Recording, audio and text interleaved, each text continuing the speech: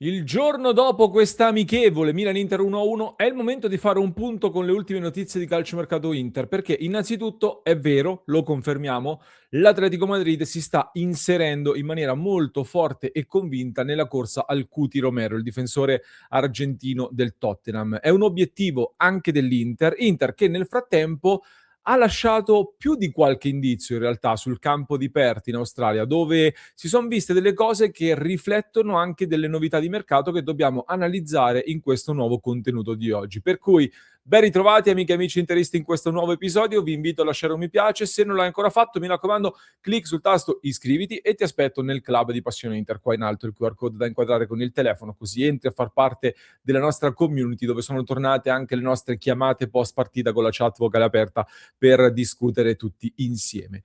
Allora, partiamo dalle notizie, come detto, e poi vi porto una mia riflessione con cui voglio ragionare insieme a voi. E la notizia principale di queste ore riguarda l'Atletico Madrid. Atletico che con Simeone ha questo feeling particolare con i calciatori argentini e non soltanto, sta vendendo Molina alla Roma, l'esterno della nazionale argentina, sta vendendo Ruggeri all'Aston Villa e programma di far partire anche il difensore Jimenez. Tutti i tasselli quindi che si sbloccano in uscita e liberano spazio non solo in rosa ma anche a bilancio per dare l'assalto poi a Romero del Tottenham e rinfrescare la difesa. Questo era uno degli obiettivi del mercato dell'Atletico di questa sessione. Sul Romero del Tottenham l'Inter comunque rimane, c'è sempre, è ancora interessata, è ancora al lavoro, i contatti non si sono interrotti e questo ve lo possiamo nuovamente confermare. Nonostante l'arrivo di John Stones a zero, tra l'altro, io continuo a ribadire, come sempre detto, che John Stones non ha chiuso le porte all'arrivo di Romero, ma l'Inter ha detto intanto prendiamo Stones e poi continuiamo a lavorare su Romero e vediamo se ci si può arrivare, consapevoli del fatto che però Romero non è una trattativa semplice e soprattutto non può essere un giocatore in aggiunta a tutti i difensori già in rosa. Mi sembra abbastanza scontato. C'è Bissek che non solo ha rinnovato il contratto, ma per me, tra l'altro, nella partita di ieri, dimmi che ne pensi anche tu, ancora buoni segnali da centrale di difesa, quindi siete ancora in tempo a salire sul carro che ho lanciato 2 anni fa, se volete. Akanji ovviamente è stato riscattato e resta, così come Carlos Augusto che va verso il rinnovo e Kivu vede sempre di più nei 3 dietro, come ha detto lui stesso e dimostrato sul campo, poi c'è Bastoni che direi che resta.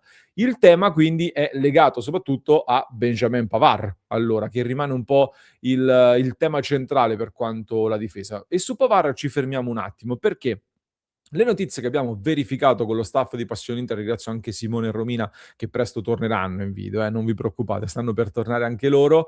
Grazie anche al loro lavoro abbiamo verificato le notizie che restano quelle che vi posso ribadire in questi giorni, ovvero l'Inter ha come piano quello di cedere Benjamin Pavard, ha come piano quello di cedere Aslani e Frattesi, soprattutto in mezzo al campo, e poi potenzialmente anche la cessione in prestito di Massolen. Con lo spazio quindi che si andrebbe a liberare, l'idea è quella di prendere un esterno destro titolare, sottolineo esterno destro titolare, un centrocampista per alzare il livello con il nome di Curtis Jones del Liverpool che rimane sempre da tenere d'occhio e un altro difensore, come aveva anche preannunciato tra l'altro lo stesso Ausilio, credo a giugno o forse inizio luglio, giù di lì, quando aveva parlato appunto di 2 difensori che sarebbero arrivati e ne era abbastanza certo. Ecco, a meno che non ci volesse dire che Pavard sarebbe stato uno dei 2, comunque l'idea di prendere 2 difensori rimane. Romero è un'opzione molto costosa e non semplice. Se non si può arrivare a Romero, l'idea è sempre quella di pescare una sorta di Akanji, cioè è passato più volte questo concetto. Attenzione che l'anno scorso il miglior colpo dell'estate è stato Akanji preso a fine sessione, quindi un altro nome forte, ma magari un'occasione che si presenta in un mercato di agosto che si sta per sbloccare con tante situazioni da cogliere al volo. Altrimenti non si dovesse presentare un'occasione così, ecco che allora si va su un profilo alla Octree, cioè lo scenario è: non arriva Romero, o si va su un profilo alla Kanji o si va su un profilo alla Octree, passatemi il termine, cioè i classici 20-25 milioni di euro per il cartellino, 2 milioni e mezzo di ingaggio, tra i 20 e i 23-24 anni, giù di lì, quell'età lì. L'anno scorso l'Inter da Lookman a Koné per poi arrivare a Andy Diouf, se vi ricordate un po' lo scenario che si era presentato, che potrebbe essere un po' simile alla situazione in difesa oggi. A patto però sempre che esca Benjamin Pavard. E qua qual è la riflessione su questo caso Pavard? Pavard lancia più di qualche segnale in realtà che ci fa capire che si vuole riprendere l'Inter, perché al di là dei messaggi che ha lasciato ai tifosi parlando da piano, nelle ultime ore sui social scherza con Thuram a distanza, ci sono dei segnali chiari che fanno capire che Pavard vuole restare all'Inter, vuole provare a riprendersi l'Inter. Un Pavard che sul campo, tra l'altro, sta facendo vedere buone cose e mi permetto di aggiungere, non so che ne pensi anche tu, ma per me Pavard rimane un giocatore di livello e trovare uno più forte che costi meno non credo che sia così facile come tanti pensano. Però a me c'è una cosa che non torna, dove voglio alzare non la polemica, però metto questo asterisco per discuterne con voi. La cosa che non torna è il racconto nuovo che si sta leggendo in giro del l'Inter potrebbe decidere di tenere Pavard o addirittura Chivu deciderà se tenere Pavard oppure no. Perché le cose non stanno così, cioè questo racconto a me non torna, nel senso che le parole di Chivu, quello che è uscito anche dall'Inter, son sempre state piuttosto chiare negli ultimi giorni e nelle ultime settimane e non solo. Pavard è un giocatore nostro, lo paghiamo un sacco di soldi, quindi sicuramente lo valuteremo in ritiro, però l'idea rimane quella di venderlo e le parole molto fredde con cui è stato trattato Pavard fanno capire che l'idea è quella di venderlo. Solo che non arrivando offerte, ecco, non può essere tua la decisione di tenerlo se non arrivano offerte. È evidente che se rimane è molto probabilmente per una scelta, cioè per cause di forza maggiore, per mancanza di offerte, quindi non è una decisione di Chivu, che però dall'altro lato Chivu ha un grande merito che secondo me non gli viene attribuito abbastanza.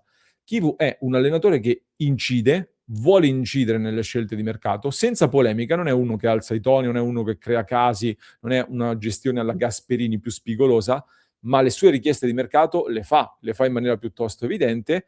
Se poi però non viene assecondato, sa comunque lavorare bene con quello che è il materiale che ha a disposizione, sa adattarsi a quello che ha a disposizione. Lo ha fatto l'anno scorso, lo può rifare sicuramente anche quest'anno. Certo che, almeno dal mio punto di vista, a un certo punto meriterebbe anche qualche colpo di spessore più in linea con quello che vuole provare a fare lui, quindi più in linea con le sue idee e con quelle che sono le esigenze che ha dimostrato, però si può adattare. Certo che il tema è poi soprattutto dal punto di vista dello spogliatoio, ma se i giocatori sono accanto a lui e Thuram ci scherza, eccetera. Adesso vediamo quando si ritrovano con Lautaro Martinez, se ci sarà la pace, se ci sarà la scintilla come c'era stata l'anno scorso con Çalhanoğlu che ha riappacificato tutto, quello potrebbe... Sono questioni che da fuori noi non possiamo sapere, la figura, diciamo, personale, l'impatto soggettivo a livello di carattere di Pavard dentro lo spogliatoio, queste sono cose che sanno solo loro, su cui noi non dobbiamo mettere bocca, secondo me. E quindi monitoriamo questo aspetto che è intangibile e difficile da seguire. Nel frattempo, però, a proposito di Chivu, così andiamo verso la conclusione, Chivu lancia in questa amichevole altri due messaggi o indizi di mercato, se così li vogliamo definire.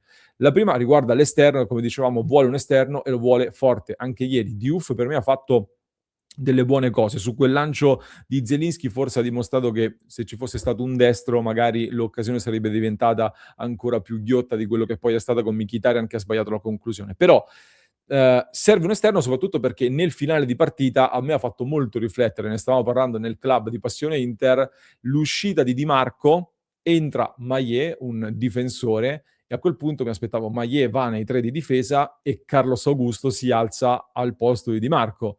E invece no, invece Maillet va a fare l'esterno sinistro e Carlos Augusto rimane nei tre di difesa nel suo ruolo iniziale dove Chivo ha detto che lo vede sempre di più. Si potrebbe dire magari non voleva ribaltare tutta la difesa, comunque non voleva perdere la partita, quindi per mantenere equilibrio ha lasciato Carlos Augusto dietro. Non lo so, fatto sta che numericamente e tecnicamente stiamo vedendo che un giocatore lì manca ed è piuttosto evidente. L'Inter in questo momento sull'esterno sta lavorando sotto traccia. I nomi di Diaby, di Nico Gonzalez sono dei nomi da tenere d'occhio, assolutamente sì, ma l'Inter sta lavorando al 100% a fari spenti e questo è sicuro, confermato, assolutamente. L'Inter in questo momento, come l'anno scorso, sta lavorando dietro le quinte. L'anno scorso, se vi ricordate, proprio a Ferragosto, quindi mancherebbero 8 giorni più o meno a Ferragosto, 9, si è mossa e stava chiudendo praticamente Manu Koné. Poi non è arrivato, ma non perché l'Inter non si era mossa abbastanza, ma perché la Roma ha cambiato idea su pressione dei tifosi nel momento in cui si stava facendo l'affare. Con l'esterno le tempistiche sono queste. In questi giorni all'improvviso uscirà il nome su cui l'Inter sta lavorando in maniera forte per dare a Chivu un esterno che vuole. L'altro indizio riguarda Hakan Çalhanoğlu. In Turchia continuano tutti i giorni a lanciare queste voci sul Fenerbahce e altre cose. Chivu però lancia un indizio sul fatto che non solo Çalhanoğlu se lo vuole tenere, ma è un elemento chiave da un punto di vista tattico per quest'Inter. Al di là dei cambi campo, della sua abilità in fase di recupero palla, che ha unito questa sua anche bravura nel recuperare i palloni e tutto il resto, al di là di questo, ieri abbiamo rivisto Çalhanoğlu che con pochi allenamenti alla prima partita si ripresenta. A un certo punto il Milan, con l'inserimento di Modric, stava riprendendo coraggio, lucidità nella manovra e Çalhanoğlu è andato un po' a tentare di soffocare la prima fonte di gioco che ha riorganizzato il Milan. È andato ad alzarsi, addirittura a pressarlo quasi nell'area di rigore avversaria, se ci avete fatto caso. E il mediano della tua Inter, che dopo pochissimi allenamenti va anche ad aggredire a ridosso dell'area avversaria, è un'indicazione piuttosto chiara di un qualcosa che già faceva l'anno scorso, che Chivu sta chiedendo anche ad Aleksandar Stankovic di fare e che ci racconta un Inter che vuole essere aggressiva, offensiva, un Inter che riparte da Çalhanoğlu nel cuore della manovra con l'apprendista Stankovic che, come ha detto Mkhitaryan, deve velocizzarsi di pensiero e nelle giocate. Io ci tengo a specificare poi, perché in questi giorni magari spesso passano dei messaggi che vengono travisati, ma ci tengo a precisare che rimango comunque ottimista, nel senso che credo che a prescindere quest'Inter sia una squadra molto forte, parte di nuovo davanti a tutti in Italia. Stones è un colpo sottovalutato e è un giocatore che aggiungerà cose importanti a quest'Inter, c'è potenziale in quest'Inter, soprattutto appena torneranno anche Lautaro Martinez e Thuram.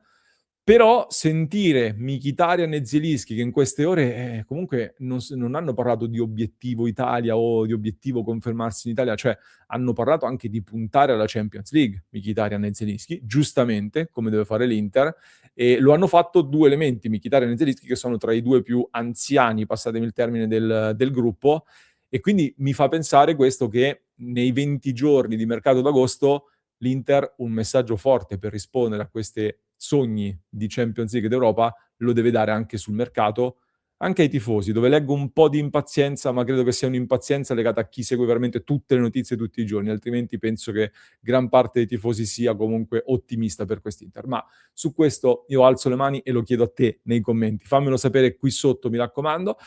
Poi stasera ne riparliamo in diretta alle 19:30 come ogni giorno. Nel frattempo vi ricordo di iscrivervi al canale, vi lascio un approfondimento che trovate in descrizione per chi ci ascolta in podcast, mentre per chi ci segue su YouTube vi basta cliccare qui.